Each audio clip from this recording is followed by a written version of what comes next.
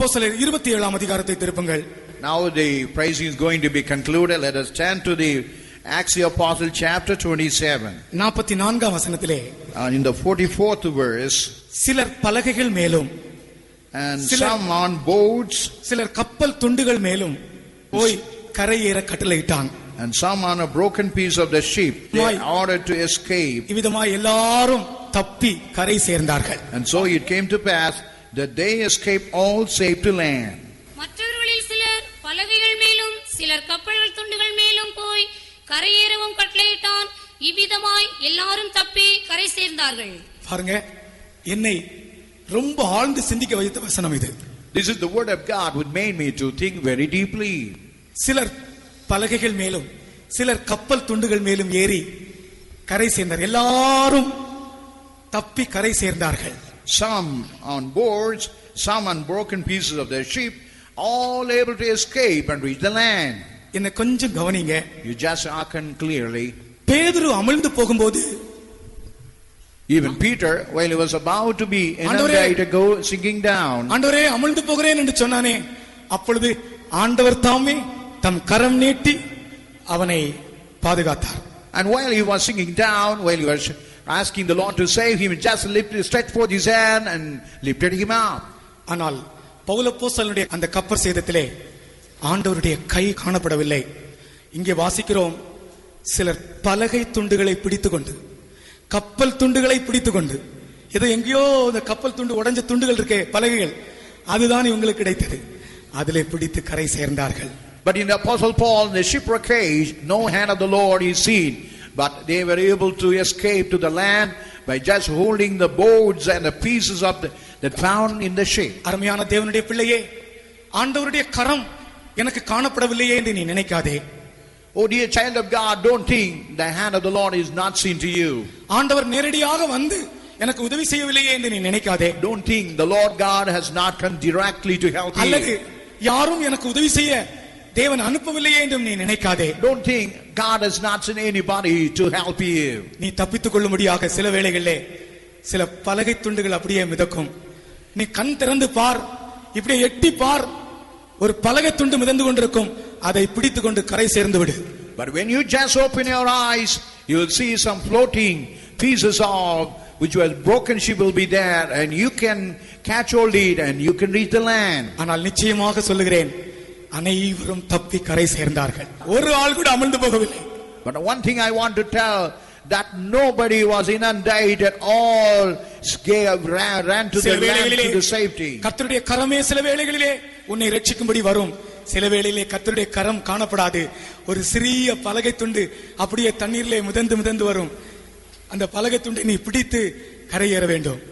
Sometimes there won't be no hand of the Lord, but only pieces out there. Broken ship will be floating and floating, and you had to catch it and you had to escape. அனைவரும் தப்பி கரை சேர்ந்தார்கள்.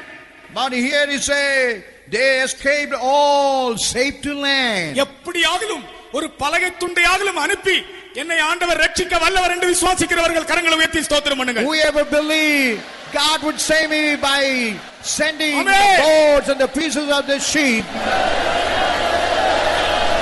Amen. Amen. Hallelujah.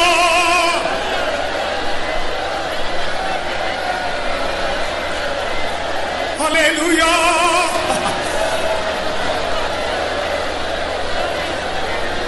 கர்த்தர் என்னோடு திட்டமாய் பேசின ஒரு வார்த்தை இது. And what God definitely spoken to me மகனே, is this. எப்பொழுதும் என்னுடைய கரம் நீ காண முடியாது. My son, always you will never able to see my hand. ஆனாலும் நீ அமிழ்ந்து போக மாட்டாய். Oh my நீ son, தப்பி கரை சேரும்படி ஒரு பலகை துண்டாவது நான் அனுப்புவேன். oh my son, you will never sink down until you reach safely to the land. I will send even peace. ஓ ரபல கஷித பலகதுல. இந்த வசனத்தை விசுவாசிக்கிறவர்கள் கரங்களை உயர்த்தி ஸ்தோத்திரியுங்கள், ஆர்ப்பரியுங்கள். Whoever believe this word, you lift up your hand and shout and praise God. Hallelujah. Hallelujah. என் மகளே, My son, என் கரம் உனக்கு எப்போதும் காணப்படாவிட்டாலும் உன்னுடைய வாழ்க்கையிலே நீ தப்பித்து கரை சேரும்படி ஒரு பலகை துண்டாவது நான் அனுப்புவேன் என்று கர்த்தர் சொல்லுகிறார். Even you will never see my hand, but I will send you the piece of the boat so that you may escape to the shore. அனைவரும் தப்பி கரை சேர்ந்தார்கள். All escaped safe to the land. ஒருவரும் அடிந்து போகவில்லை. Nobody was dead.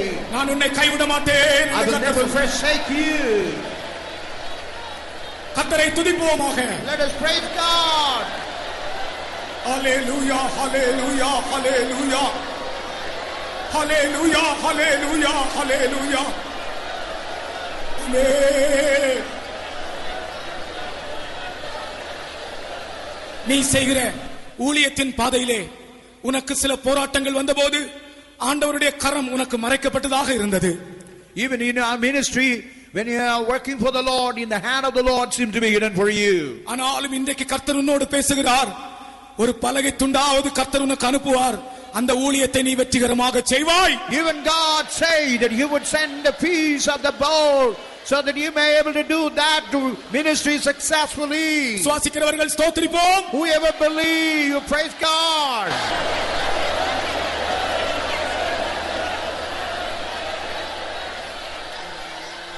Hallelujah, hallelujah, hallelujah. Amen. Hallelujah.